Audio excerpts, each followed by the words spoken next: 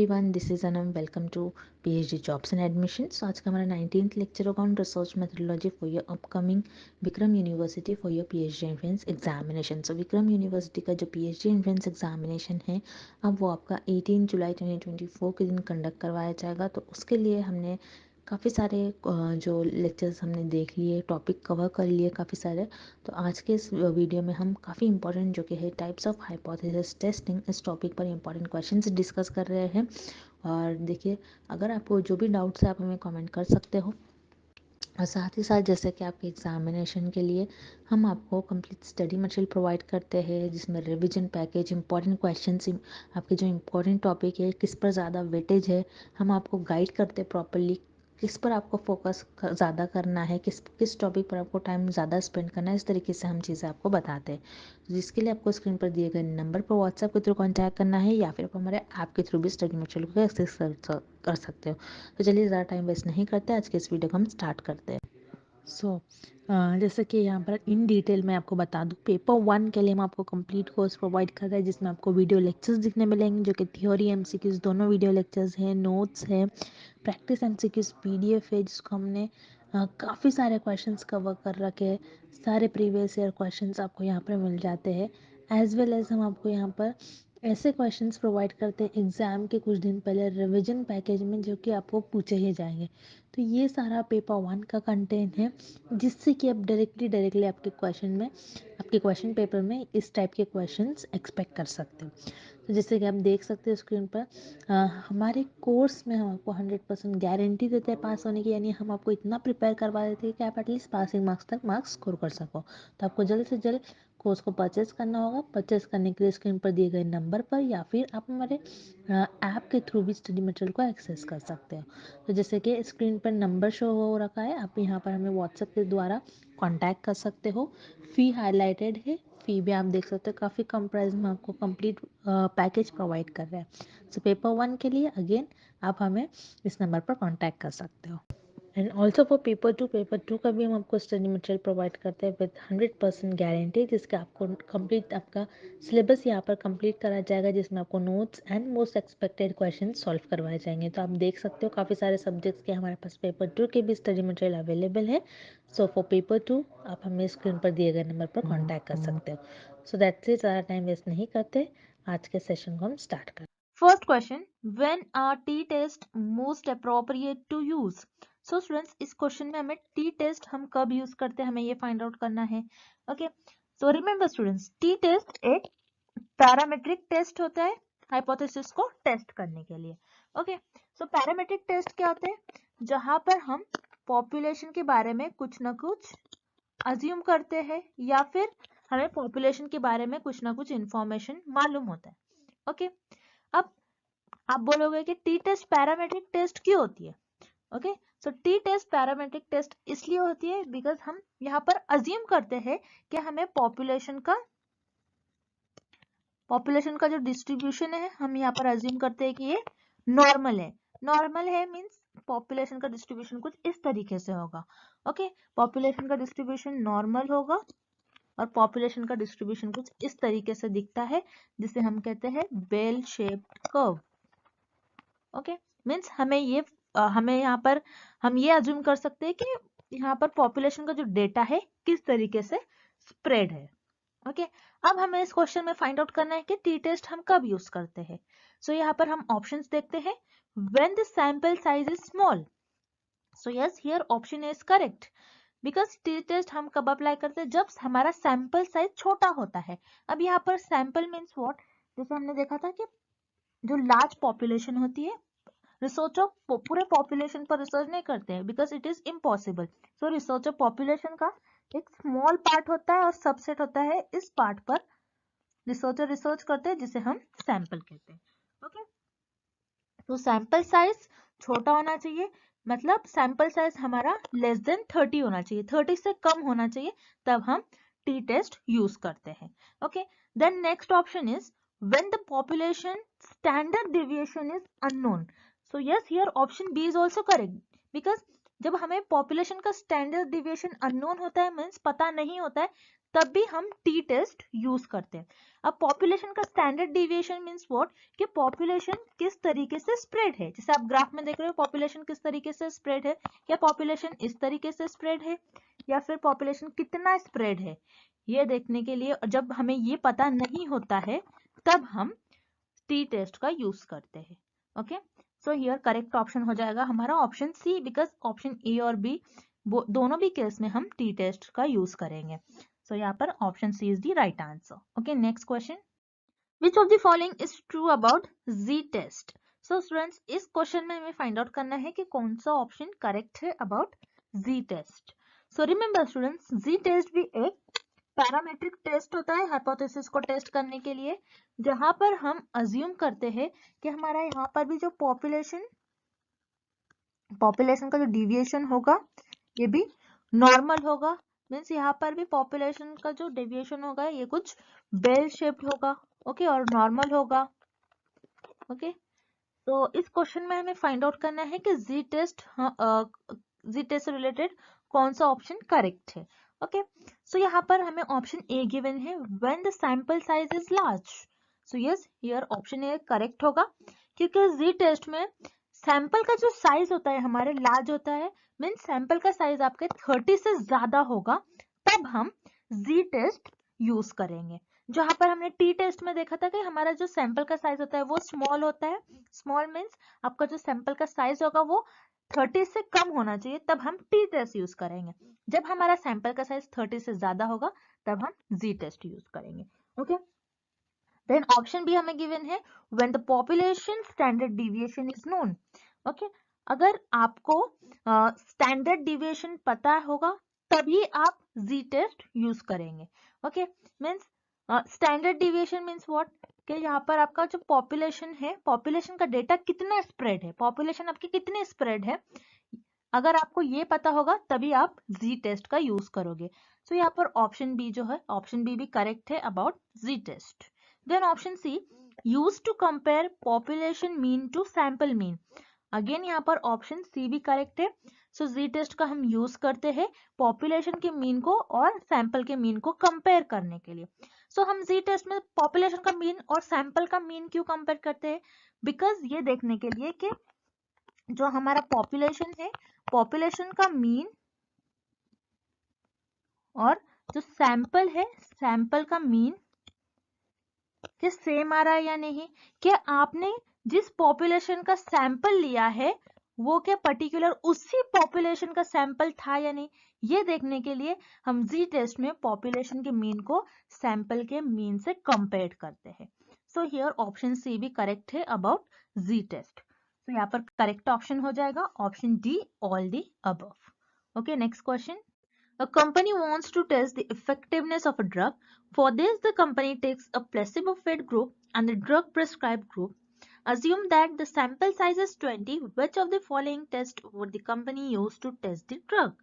So students, इस question में हमें एक एग्जाम्पल गिवन है और इस एग्जाम्पल में ये गिवन है कि एक कंपनी है, कंपनी को एक ड्रग की इफेक्टिवनेस को टेस्ट करना है। सो यहाँ पर इस कंपनी ने 20 लोगों का सैंपल लिया है, जहां पर रिसर्चर कुछ लोगों को ड्रग देंगे और कुछ लोगों को एक टॉफी प्रोवाइड करेंगे, ओके, जिसको हम प्लेसिबो बोलते हैं। तो यहाँ पर रिसर्चर को ये जानना है, ये टेस्ट करना है कि ये ड्रग का इफेक्टिवनेस क्या होगा, ड्रग लेने से कि कितने लोग क्योर हो रहे हैं। सो ये टेस्ट करने के लिए, इस हाइपोथेसिस को टेस्ट करने के लिए रिसर्चर किस टेस्ट का यूज करेंगे, हमें ये फाइंड आउट करना है। सो यहाँ पर जैसे कि स्टूडेंट्स इस क्वेश्चन में हमें गिवन है कि सैंपल साइज जो है 20 है। सो रिमेंबर स्टूडेंट्स, जब भी हमारी सैंपल साइज लेस देन 30 होती है, तो यहाँ पर लेस देन 30 है, 20 गिवन है हमें, और हमें स्टैंडर्ड डिविएशन गिवन नहीं होता है, तो इस केस में हम टी टेस्ट को अप्लाई करते हैं। ओके, सो यहाँ पर रिसर्चर इस ड्रग को टेस्ट करने के लिए टी टेस्ट का यूज करेंगे। That's why here option B is the right answer, T test. Okay, next, a teacher wants to compare the IQ of students in her math class, the sample, to students in the other math classes throughout the district. The population standard deviation is 48. Which test will the teacher use? So students इस question में again हमको एक example given है और हमें find out करना है ये एग्जाम्पल को और इस हाइपोथेसिस को टेस्ट करने के लिए टीचर किस टेस्ट का यूज करेगी। ओके, सो यहाँ पर एग्जाम्पल में हमें ये गिवन है कि एक टीचर है, उस टीचर को स्टूडेंट्स के आईक्यू लेवल को कंपेयर करना है। सो यहाँ पर टीचर ने उन्हीं के स्टूडेंट्स जो कि मैथ्स क्लास के स्टूडेंट्स है, उन्हीं के स्टूडेंट्स को लिया है विच इज सैंपल, और डिस्ट्रिक्ट के मैथ्स स्टूडेंट्स को लिया है विच इज पॉपुलेशन। सो यहाँ पर टीचर जो कि रिसर्चर है ये कंपेयर कर रही है between population and the sample. Okay, और हमें एक इम्पोर्टेंट इंफॉर्मेशन दी गई है इस क्वेश्चन में कि पॉपुलेशन का जो डेविएशन है ये 48 है। This is very important. जब भी हमको पॉपुलेशन का स्टैंडर्ड डेविएशन गिवन होता है तो इस केस में हम जी टेस्ट का यूज करेंगे। सो यहाँ पर टीचर इस हाइपोथेसिस को टेस्ट करने के लिए जी टेस्ट का यूज करेगी। So here option A is the right answer, Z test. Okay, moving on to the next question, which of the following is true about ANOVA test. So friends इस question में हमें find out करना है कि ANOVA test से related हमें किस option में करेक्ट इंफॉर्मेशन गिवन है। सो यहाँ पर एनोवा टेस्ट भी एक पैरामीट्रिक टेस्ट होता है हाइपोथेसिस को टेस्ट करने के लिए। ओके, सो एनोवा टेस्ट में भी हम अज्यूम करते हैं कि पॉपुलेशन का जो डिस्ट्रीब्यूशन है वो नॉर्मल होगा, मीन्स पॉपुलेशन का डिस्ट्रीब्यूशन कुछ इस तरीके से दिखेगा। ओके, जो कि बेल शेप्ड कर्व होता है। सो यहाँ पर इस क्वेश्चन में अगेन हमको फाइंड करना है कि एनोवा टेस्ट से रिलेटेड कौन से ऑप्शन में हमें करेक्ट ऑप्शन इंफॉर्मेशन गिवन है। ओके, सो यहाँ पर ऑप्शन ए में हमें गिवन है कि ANOVA test stands for analysis of variance. So yes, it is correct. Remember, ANOVA test का फुल फॉर्म होता है एनालिसिस ऑफ वेरिएंस, जहां पर वेरिएंस का मतलब होता है variance which is equal to standard deviation का स्क्वायर होता है। स्टैंडर्ड डिविएशन का स्क्वायर जो होता है उसे हम कहते हैं variance. Okay, then option B में हमें गिवन है it is parametric in nature. So yes, again यहाँ पर ऑप्शन बी भी करेक्ट हो जाएगा क्योंकि पैरामेट्रिक टेस्ट जो एनोवा टेस्ट भी पैरामेट्रिक टेस्ट होता है। Then option C, use to compare mean among the 3 और more groups. This is very important point students, जहां पर एनोवा टेस्ट में हम सैंपल्स के 3 या फिर 3 से ज्यादा ग्रुप्स को कंपेयर करते हैं। ओके, सो हम एग्जांपल के थ्रू समझते हैं। एक टीचर है, ओके, और इस टीचर को समझ लो, मान लेते हैं हम यहाँ पर टीचर को 3 स्कूल है, स्कूल 1, स्कूल 2 एंड स्कूल 3। यहाँ पर 3 स्कूल के बच्चों के आईक्यू लेवल का टीचर को टेस्ट करना है। ओके, सो यहाँ पर आप देख रहे हो 3 स्कूल है, मीन्स 3 सैंपल है टीचर के पास।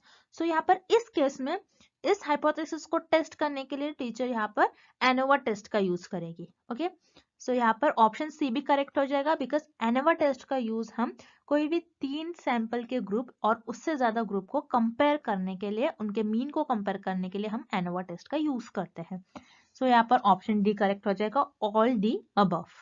Next, as a crop researcher, you want to test the effect of 3 different fertilizer mixtures on the crop yield. Which test will you use? So students, इस क्वेश्चन में हमें एक example given है जहां पर researcher को test करना है कि 3 डिफरेंट फर्टिलाइजर्स है और कौन सा फर्टिलाइजर क्रॉप के लिए अच्छा होगा। ओके, सो इस हाइपोथेसिस को टेस्ट करने के लिए रिसर्चर कौन सा टेस्ट यूज करेंगे ये हमें फाइंड आउट करना है। तो जैसे कि आप देख रहे हो यहाँ पर इस क्वेश्चन में हमें गिवन है 3 डिफरेंट फर्टिलाइजर मिक्सर, मीन्स यहाँ पर रिसर्चर के पास 3 डिफरेंट फर्टिलाइजर है, फर्टिलाइजर 1, फर्टिलाइजर 2 एंड फर्टिलाइजर 3। सो जब भी हमारे पास या फिर रिसर्चर के पास 3 या फिर 3 से ज्यादा ग्रुप ऑफ सैंपल होंगे, सो उस केस में रिसर्चर एनोवा टेस्ट का यूज करेंगे। ओके, सो यहाँ पर ऑप्शन सी जो है आपका करेक्ट आंसर हो जाएगा। देन यहाँ पर ऑप्शन ए एंड बी है जी टेस्ट एंड टी टेस्ट। जैसे कि हमको पता है जी टेस्ट एंड टी टेस्ट में हम सिर्फ 2 सैंपल ऑफ ग्रुप पर स्टडी करते हैं और एनोवा टेस्ट में 3 या फिर 3 से ज्यादा सैंपल पर हम स्टडी करते हैं। ओके, सो हम ये कह सकते हैं कि एनोवा टेस्ट जो है ये Z test and T test का एक्सटेंशन है। Okay, ANOVA group is extension of Z test and T test. Okay, so yes, इस क्वेश्चन में हमारे पास 3 डिफरेंट फर्टिलाइजर्स है। सो यहाँ पर 3 हमारे पास 3 डिफरेंट सैंपल ग्रुप्स है। दैट्स व्हाई हम इस टेस्ट को और इस हाइपोथेसिस को टेस्ट करने के लिए एनोवा टेस्ट का यूज करेंगे। So here option C is the right answer, ANOVA test. Next question, given the following hypothesis first, testing the relationship between shoe brand Nike, Adidas, Saucony, Hoka and the race finish times in a marathon. Second hypothesis, testing the relationship between shoe brand, runner age group, junior, senior, masters and race finishing times in a marathon. Which test would the researcher use to test this hypothesis? So students, इस question में हमें 2 hypothesis given है। सो इन hypothesis को test करने के लिए researcher किस test का यूज करेंगे, हमें ये फाइंड आउट करना है। सो यहाँ पर जैसे कि आप देख रहे हो, हाइपोथेसिस फर्स्ट एंड सेकंड में हमें शू ब्रांड्स गिवन है, जहाँ पर डिफरेंट शू ब्रांड्स गिवन है, जैसे नाइक, एडिडास, सॉकेनी, होगा।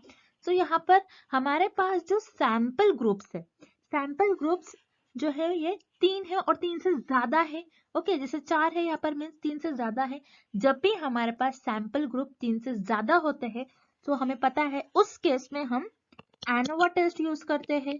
ओके, सो यहाँ पर तो ये श्योर है कि इन हाइपोथेसिस को टेस्ट करने के लिए रिसर्चर एनोवा टेस्ट का यूज करेंगे। Okay, so remember student, this is very important, ANOVA test के भी 2 टाइप्स होते हैं। फर्स्ट टाइप होता है वन वे एनोवा टेस्ट और the second is 2 way ANOVA test. One way ANOVA test में आपके पास सिर्फ एक इंडिपेंडेंट वेरिएबल होता है और 2 वे एनोवा टेस्ट में आपके पास 2 इंडिपेंडेंट वेरिएबल होते हैं। ओके, सो यहाँ पर जैसे कि आप देख रहे हो, फर्स्ट हाइपोथेसिस में आपको गिवन है कि आपको ये फाइंड आउट करना है testing the relationship between shoe brand and race finish time. So यहाँ पर आपका इंडिपेंडेंट वेरिएबल होगा शू ब्रांड, ओके, और डिपेंडेंट वेरिएबल होगा रेस फिनिश टाइम। बिकॉज हमें ये देखना है कि कौन से ब्रांड का अगर हम शूज पहनते तो हम जो रेस है उसको जल्दी कम टाइम में हम फिनिश कर सके। ओके, तो यहाँ पर शू ब्रांड आपका इंडिपेंडेंट होगा और रेस फिनिश टाइम आपका ये डिपेंडेंट वेरिएबल होगा।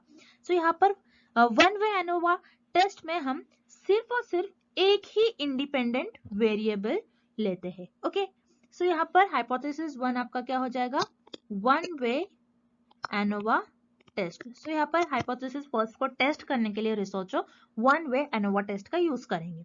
अब 2 वे एनोवा टेस्ट क्या होता है, जहां पर आपके पास 2 इंडिपेंडेंट वेरिएबल हो। ओके, सो यहाँ पर आप देख रहे हो testing the relationship between shoe brand. Okay, so यहाँ पर आपके पास एक इंडिपेंडेंट वेरिएबल क्या हो गया, शू ब्रांड। ओके, ये फर्स्ट वेरिएबल हो गया आपका independent and the second independent variable is runner age group. Okay, यहाँ पर रनर एज ग्रुप भी आपको गिवन है जो कि आपका सेकेंड इंडिपेंडेंट वेरिएबल होगा। तो यहाँ पर आप क्या कर रहे हो, शू ब्रांड और रनर एज ग्रुप जो कि आपका इंडिपेंडेंट वेरिएबल, उनका इफेक्ट देख रहे हो कि रेस फिनिशिंग टाइम पर क्या हो रहा है। तो यहाँ पर भी आपका जो रेस फिनिशिंग टाइम है, रेस फिनिशिंग टाइम, ये आपका डिपेंडेंट वेरिएबल हो गया। ओके, तो जैसे कि आप देख रहे हो हाइपोथेसिस सेकंड में आपके पास 2 इंडिपेंडेंट वेरिएबल्स है। तो जब भी आपको 2 इंडिपेंडेंट वेरिएबल गिवन होंगे सो उस केस में आप 2 वे एनोवा टेस्ट का यूज करेंगे और उस हाइपोथेसिस को टेस्ट करने के लिए आप 2 वे एनोवा टेस्ट का यूज करेंगे। सो यहाँ पर फर्स्ट हाइपोथेसिस को आपको टेस्ट करने के लिए आप वन वे एनोवा टेस्ट का यूज करेंगे बिकॉज यहाँ पर एक ही इंडिपेंडेंट वेरिएबल है विच इज शू ब्रांड। और सेकेंड हाइपोथेसिस को टेस्ट करने के लिए रिसर्चर यहाँ पर 2 वे एनोवा टेस्ट का यूज करेंगे बिकॉज यहाँ पर 2 इंडिपेंडेंट वेरिएबल है which are shoe brand and runner age group. Okay, so यहाँ पर करेक्ट आंसर हो जाएगा आपका option A, one way ANOVA for first and 2 way ANOVA for second hypothesis. Okay, next question, chi square test is. So इस question में हमें काय square test क्या होता है ये फाइंड आउट करना है। सो काय स्क्वायर टेस्ट एक नॉन पैरामेट्रिक हाइपोथेसिस टेस्टिंग होता है।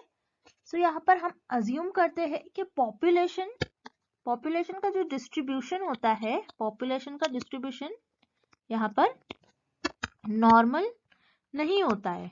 Okay, this is very important. Chi square test में पॉपुलेशन का जो डिस्ट्रीब्यूशन हम अज्यूम करते हैं वो नॉर्मल नहीं होता है। ओके, अब इस क्वेश्चन में हमें फाइंड आउट करना है काई स्क्वायर टेस्ट क्या होता है। So chi square test, here option is the right answer because chi square test ये एक नॉन पैरामेट्रिक हाइपोथेसिस टेस्ट होता है। Then option B, used to compare observe result with expected result. So here option B is also correct because chi square test का हम use करते हैं observe result और expected result को compare करने के लिए। ओके, तो यहाँ पर जैसे हम एग्जांपल के थ्रू समझते हैं, यहाँ पर रिसर्चर को देखना है कि एक पर्टिकुलर एयरपोर्ट पर एक दिन में कितने लोग ट्रैवल करते हैं। ओके, सो यहाँ पर रिसर्चर ने ये एक्सपेक्ट कर लिया कि एक दिन में हो सकता है कि 10,000 लोग ट्रैवल करते हैं, बट ये क्या है, एक्सपेक्टेड वैल्यू है। ओके, और ऑब्जर्व वैल्यू क्या निकलेंगी, ये रिसर्चर यहाँ पर ये ऑब्जर्व करेंगे कि रियल वैल्यू ये निकलेगी कि इस पर्टिकुलर एयरपोर्ट पर एक दिन में 50,000 लोग ट्रैवल कर रहे हैं। ओके, तो यहाँ पर काई स्क्वायर टेस्ट बेसिकली कंपेयर करता है observe result with expected result. Okay, तो यहाँ पर ऑप्शन सी हमारा राइट हो जाएगा because option A and B both are related with chi-square test. Okay, next question. Which of the following statement is false about Man-Whitney U test? So students, इस question में हमें find out करना है कि कौन सा ऑप्शन रॉन्ग है about Man-Whitney U test. Okay, so यहाँ पर भी Man-Whitney U टेस्ट एक नॉन पैरामेट्रिक हाइपोथेसिस टेस्ट होता है जहां पर हम पॉपुलेशन के डिस्ट्रीब्यूशन को नॉर्मल अज्यूम नहीं करते हैं। ओके, सो यहाँ पर Man-Whitney U टेस्ट जो होता है it is a non parametric test होता है और Man-Whitney U टेस्ट ये एक और ये टी टेस्ट की तरह ही होता है। बस Man-Whitney U टेस्ट और टी टेस्ट में एक छोटा सा डिफरेंस ये होता है कि टी टेस्ट में हम पॉपुलेशन की जो डिस्ट्रीब्यूशन है उसको नॉर्मल अज्यूम करते हैं और Man-Whitney U टेस्ट में हम पॉपुलेशन की डिस्ट्रीब्यूशन को नॉर्मल अज्यूम नहीं करते हैं। ओके, सो यहाँ पर this is known as non parametric equivalent of T test. So यहाँ पर ऑप्शन बी भी करेक्ट है अबाउट Man-Whitney U टेस्ट।